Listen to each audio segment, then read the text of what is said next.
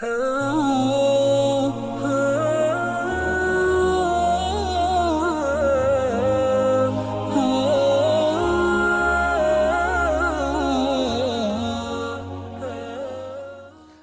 علیکم ورحمۃ اللہ وبرکاتہ۔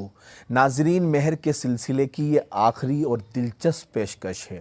قرآن و حدیث سے ثابت ہے کہ مہر سمیت بیوی کو دیے جانے والے تمام تحفے، گفٹ اس کی ملکیت ہوتے ہیں۔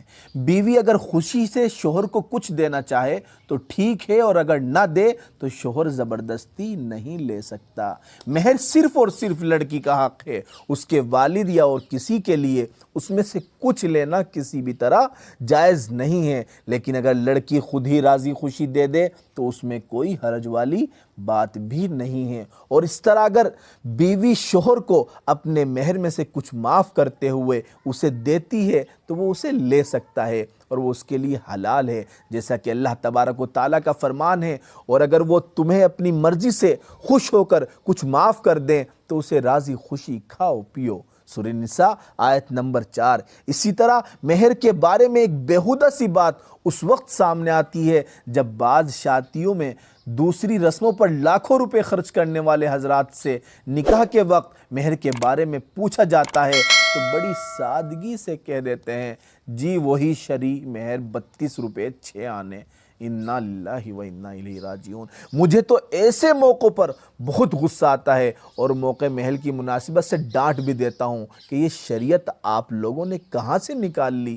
شرعاً مہر کا اصول یہ ہے کہ لڑکے کی مالی حیثیت کے مطابق جتنا اس وقت کے حالات کے مطابق مناسب اور باوقار ہو اتنا مہر مقرر کرنا چاہیے۔ اتنا زیادہ نہ ہو کہ لڑکے والوں پر بوجھ ہو، اور اتنا کم نہ ہو کہ لڑکی والوں کے لیے شرمندگی کا ذریعہ بنے۔ پھر بعض دیندار حضرات مہر فاطمی کا تذکرہ کر دیتے ہیں مگر اس کا حساب ان کے ذہن میں نہیں ہوتا۔ جناب نبی اکرم صلی اللہ علیہ وسلم نے حضرت فاطمہ کا مہر 500 درہم مقرر کیا تھا، جو وزن کے لحاظ سے 146 تولے سے کچھ اوپر چاندی بنتی ہے۔ بازار سے چاندی کا بھاؤ معلوم کر کے حساب کریں تو معلوم ہو جائے گا کہ مہر فاطمی کی مقدار کتنی بنتی ہے۔ افسوسناک حقیقت یہ ہے کہ مہر کی ادائیگی کا رجحان بہت ہی کم پایا جاتا ہے۔ اکثر لوگ تو یہ سمجھتے ہیں کہ مہر اس وقت دیا جاتا ہے جب اللہ نہ کرے طلاق کی نوبت آ جائے یا انتقال ہو جائے۔ بہت سی عورتیں مہر لینے یا اس کا مطالبہ کرنے کو برا سمجھتی ہیں، بلکہ شوہر مہر دینا چاہے بھی تو یہ سوچتی ہیں کہ شوہر انہیں نعوذ باللہ اپنے سے جدا کر رہا ہے، طلاق دے رہا ہے۔ بہت سے نوجوان ایسے ہیں جن کا ارادہ مہر دینے کا ہوتا ہی نہیں، اس لیے کہ وہ مہر کو ایک رسمی چیز سمجھتے ہیں اور سوچتے ہیں کہ مہر دینا کسے ہے، حالانکہ مہر نہ دینا یا ادائیگی کی نیت کا نہ ہونا بہت بڑا گناہ ہے۔ یہ قانوناً نکاح ہونے کے باوجود اللہ کے نزدیک زنا اور بدکاری کی طرح ہے۔ اور بعض لوگ مہر کی ادائیگی کا ارادہ رکھتے بھی ہوں تو ادائیگی میں ٹال مٹول اور لاپرواہی سے کام لیتے ہیں، حالانکہ یہ دوسرے قرضوں کی طرح ایک قرض ہے۔ بعض لوگ دباؤ ڈال کر معاف کرا لیتے ہیں، اگر وہ زور زبردستی نہ بھی کریں تو بسا اوقات عورتیں اس خیال سے نہ چاہتے ہوئے بھی معاف کر دیتی ہیں کہ مہر ملنے والا تو ہے نہیں، اگر معاف نہ کرو تو تعلقات خراب ہو جائیں گے۔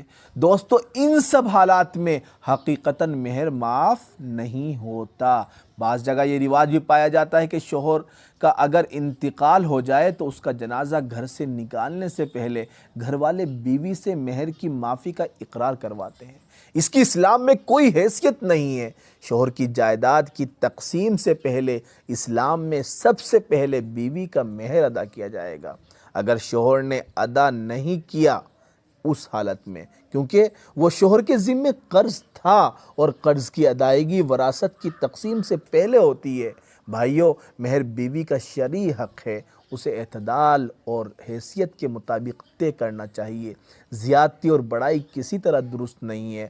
پھر اسے نکاح کے موقع پر ہی یا جتنا جلد ہو سکے خوش دلی سے ادا کر دینا چاہیے۔